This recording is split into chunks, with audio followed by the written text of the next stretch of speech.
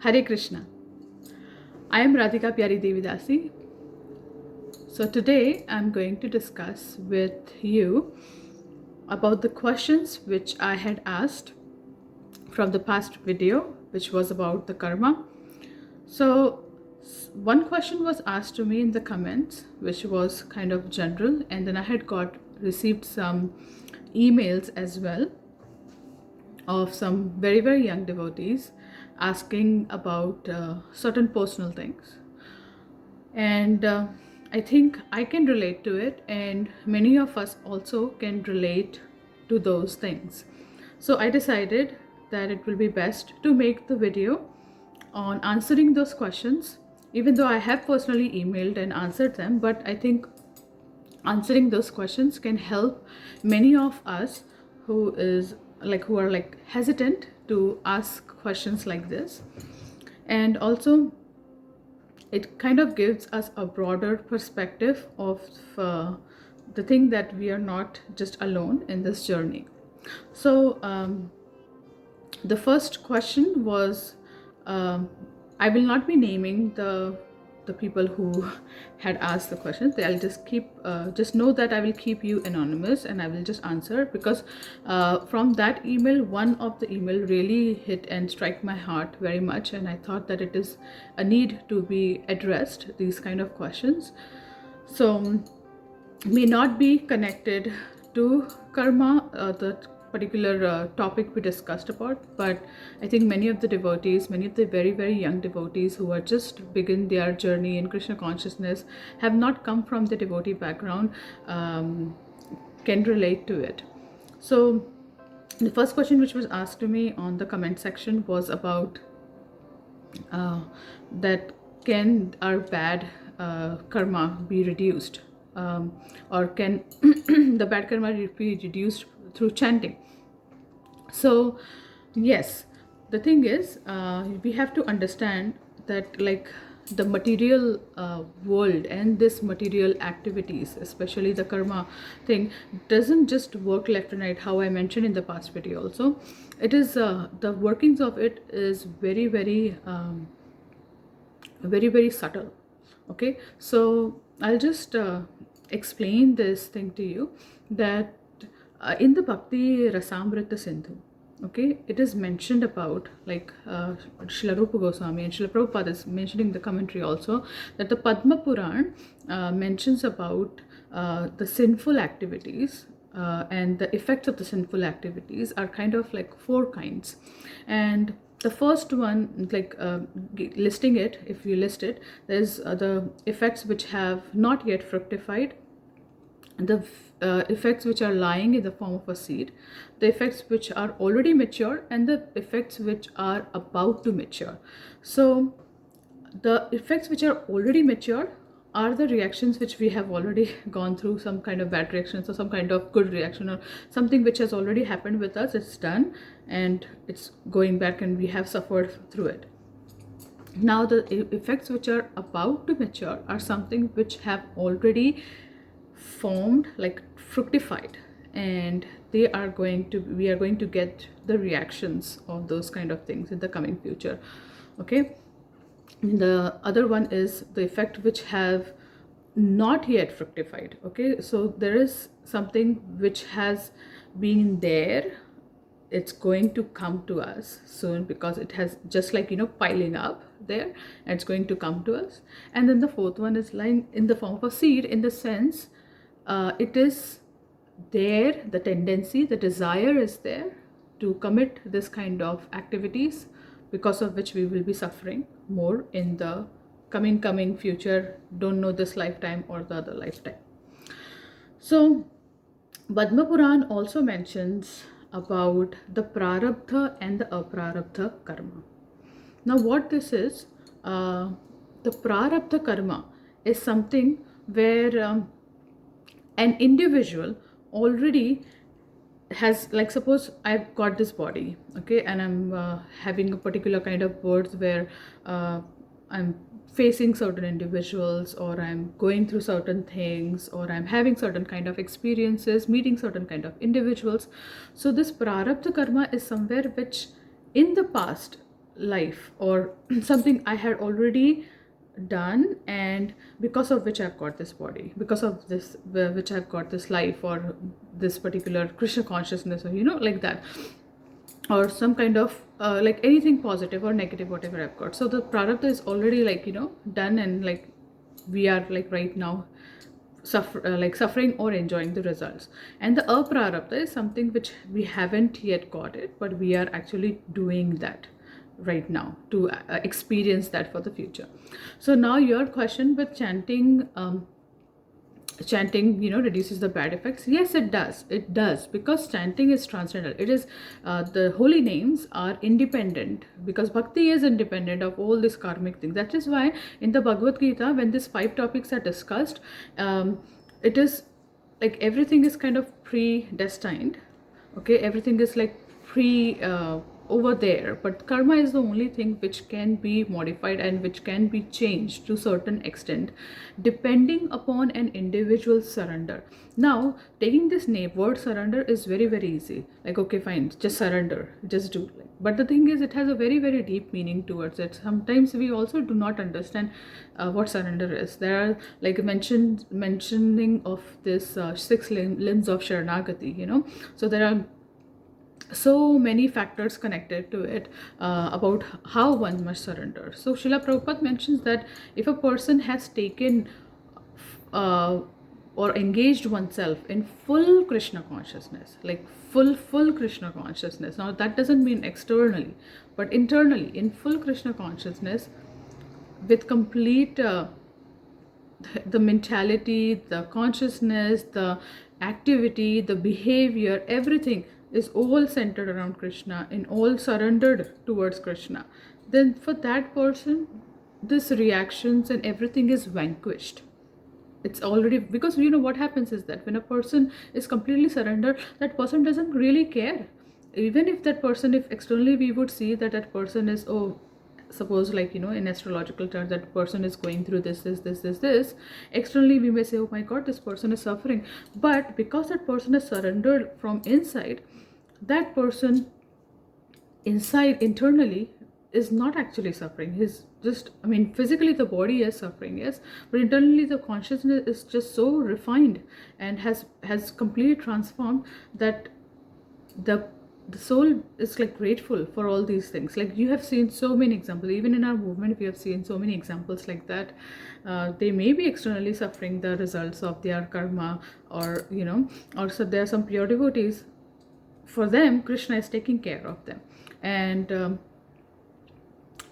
externally it may be seen that okay, they are going through this and that, but internally the entire consciousness, the entire mindset has been controlled by Krishna. So Srila Prabhupada mentions about chanting. Yes, chanting with full surrender, chanting with full faith, is one who is engaged fully in Krishna consciousness. And that is what we have to question ourselves, that are like once I had heard a lecture that if a person, like how much does this astrology and karmic thing really works on an individual. So the Prabhuji was explaining very nice point that a person who has suppose surrendered 20% in Krishna consciousness, then 20% Krishna the activities won't work, like the karmic reactions won't work on that person, and the 80% the person will go through that reaction.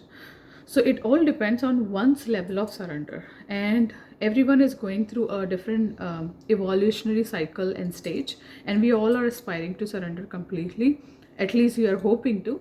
So based on that degree of surrender, this karmic things changes or modifies. But we have to also remember that whatever we have done in the past, it has been fructified and we are actually suffering for that, and we have to accept it, because that acceptance is only surrender also. So that is one thing. And then there is another thing, that Harinam or the holy names are non-different than Krishna himself or the Supreme Personality of Godhead. So when we are chanting the holy names, because there is so many years of this conditioning or contamination we have, we may not notice that this effects are, or this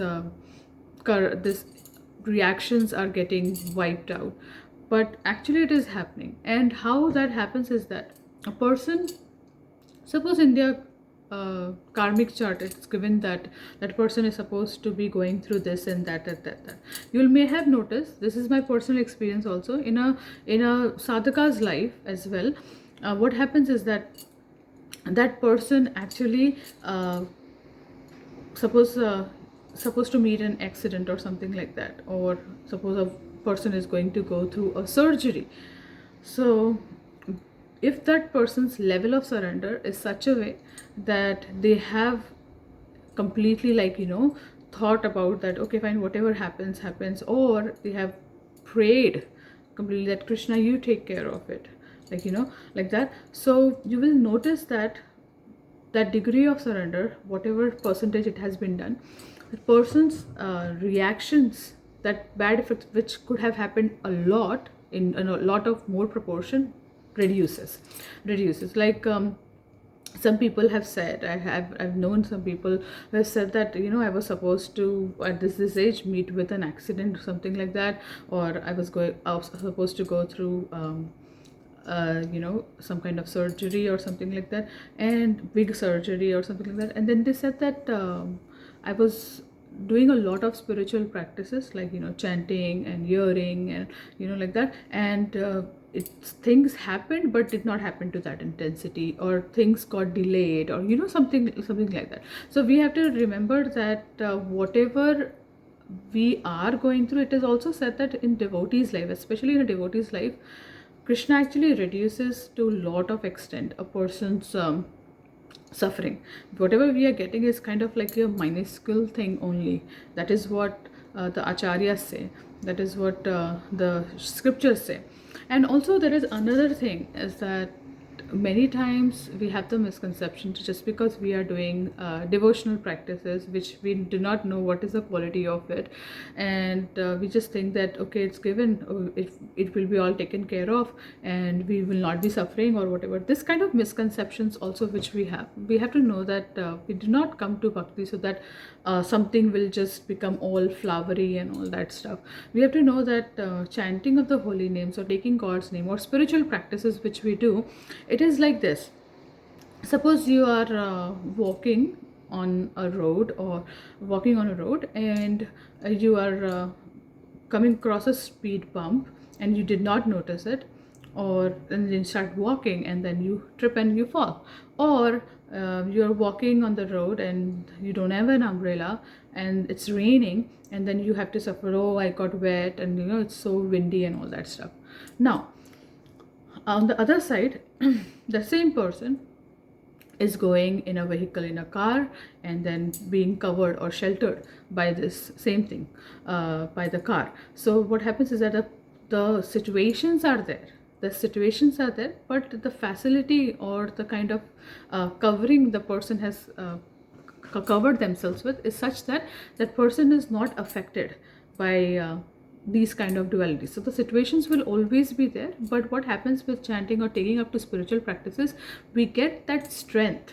We get the strength to tackle and see these problems in those perspectives, in a way that we understand that these things are coming and then they will go, or these are temporary, or we will get the strength to kind of tackle them. That is the thing. Also, another thing I had heard once from Avoglila Prabhu also, that usually when people come to Krishna consciousness, they just think that, oh, now I am a devotee and Krishna will take care of it, everything. So what he was mentioning also was about the surrender part. So right now for us, because we are conditioned living entity, we are not, like, at least not for me, like, we are not like pure devotees. So what happens is that for us, already still Maya is taking care of us, and we will know that very, very easily, that Maya is still taking care of us, because the pure devotees are the one whom Krishna is, like, taking care of completely, and whatever happens with them, they are functioning. It's like kind of mystical. So many things happen and so many things are around. But with respect to us, we are not even completely surrendered. Our surrender is not even 50%. Then how come we expect that Krishna will be like completely taking care of it, or changing our karmas and all that stuff? No, our best practice is that right now, be like, accept the stage where we are, aspire to move forward, and at the same time not be too much in the flowery land, and know that if the seeds of the sinful desires are going to be there, as long as it's going to be there, we are going to commit something wrong, and we're going to bear the reactions for it. So the main thing is one has to surrender 100%, which is a work in progress for all of us. And also remember that when one is engaged fully in Krishna consciousness, then these kind of reaction doesn't affect the soul. Okay, so I hope this answered your question. And now the second thing I wanted to address. So this was kind of a personal email by a very, very young girl, a practicing devotee, who is kind of right now struggling on the path of Krishna consciousness. It was very sad to read all the emails. I mean, I think I got nearly 12 emails from different people, but her emails were something where I thought that addressing that on the video will be a good thing to do, because I will actually know that how many more people are going through it. Might be someone will write in the comments too, and they can relate with it. So I just want to develop this personal relationship with the audience with whom I'm speaking, and I know many of you are sincerely struggling like how I am. So that email was actually that girl came to Krishna consciousness. She's very, very young, came to Krishna consciousness and has been practicing for a while, but has been struggling on the path.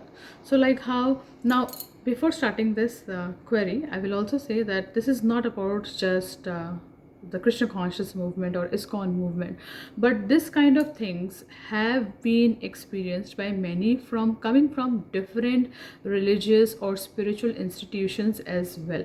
Many of them are struggling and facing these kind of thing. It is not just ISKCON related. So we have to know that this is not just one institution based, but it's like many of them who are coming to the spiritual or the religious path are facing these things.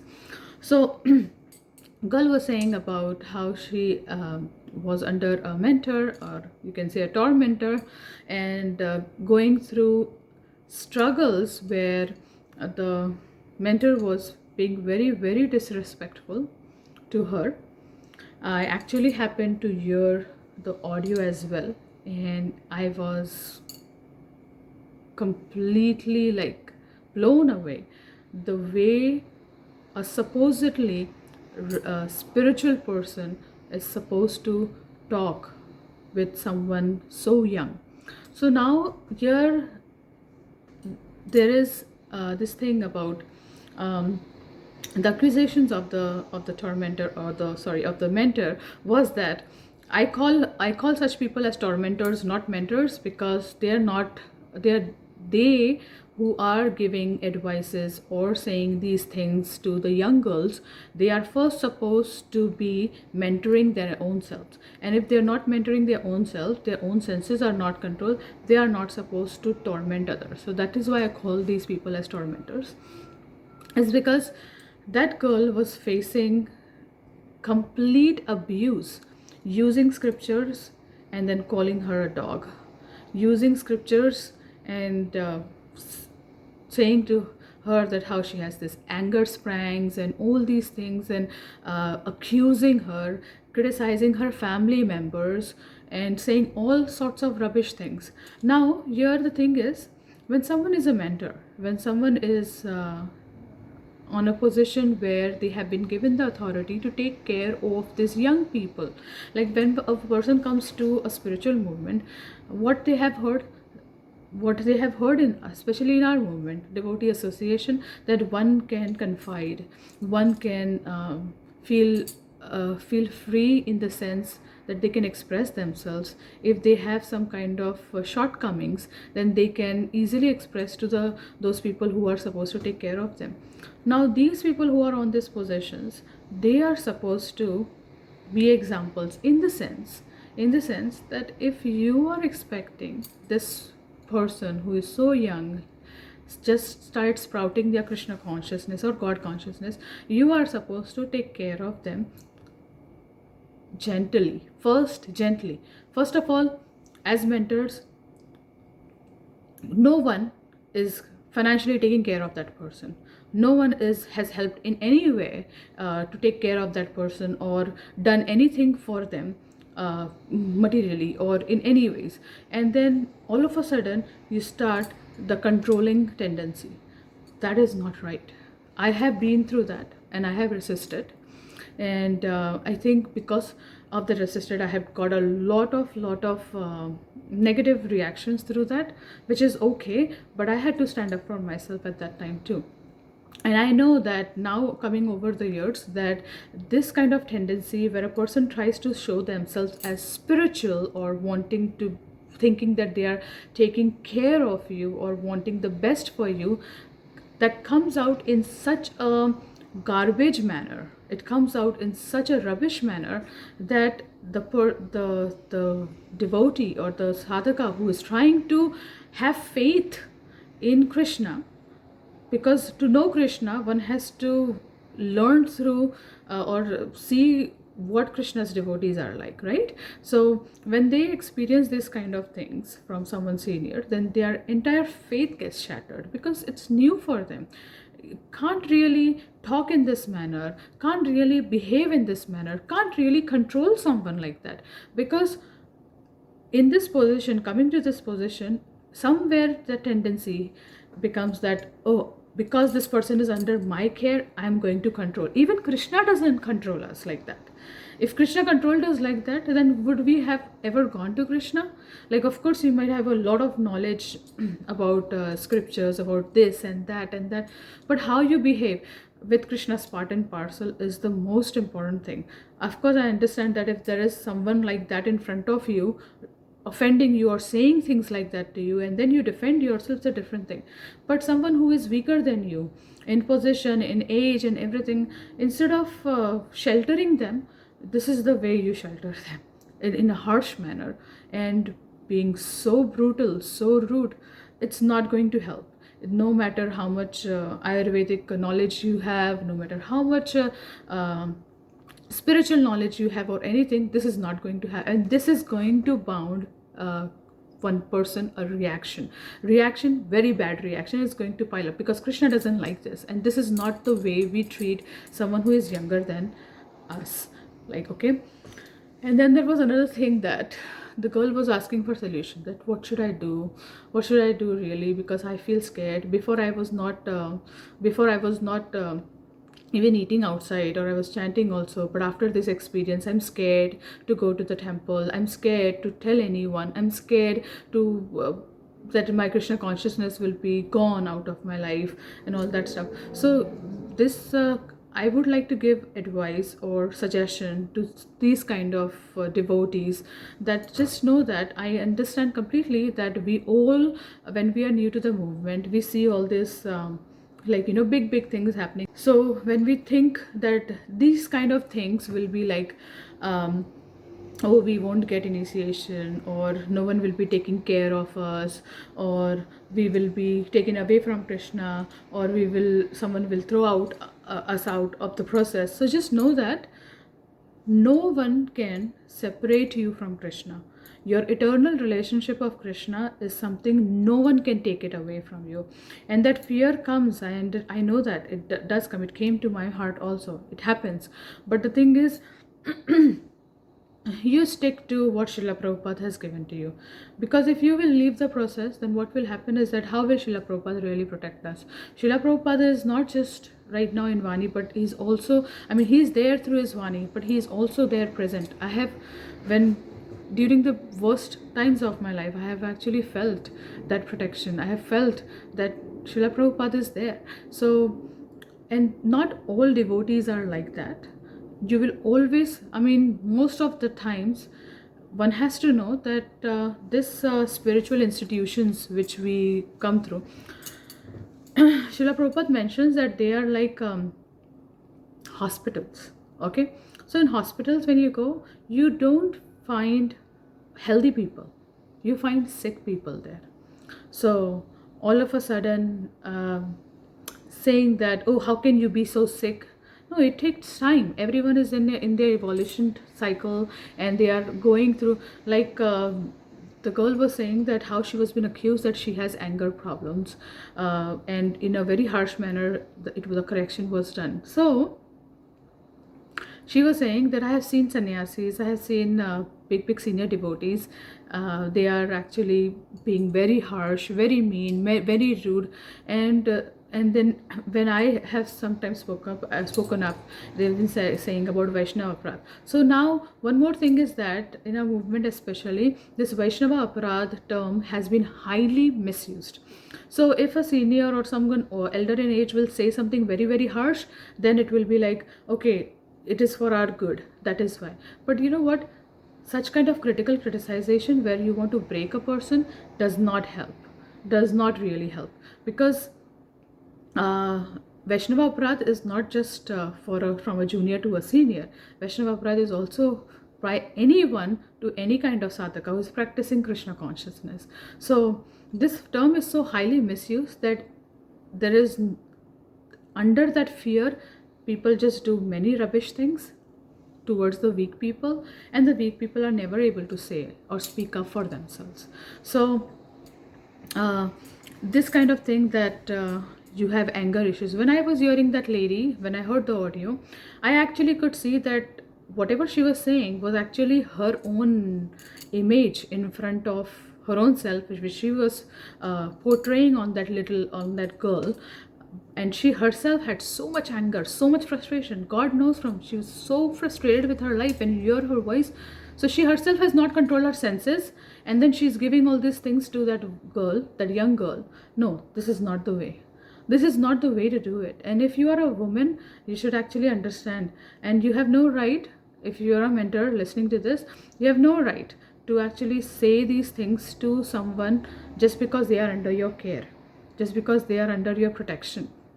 And this is going to bound reaction. This is going to bound bad karma for you. So for any girls or any young devotee who are new to the movement and who are going through these kind of things, I would suggest that please, I know that many of them have come to the movement or to Krishna consciousness where their parents are not agreeing. It's completely understandable. My parent was also not agreeing in the beginning, but my mistake was that whatever I was going through, I never told it to my mother, which I should have. This wouldn't have gone that far. All this fabrication, exaggeration of wrong things about me wouldn't have gone that far. So my suggestion, that this correction which you can do whenever you face these kind of things, you tell your parents.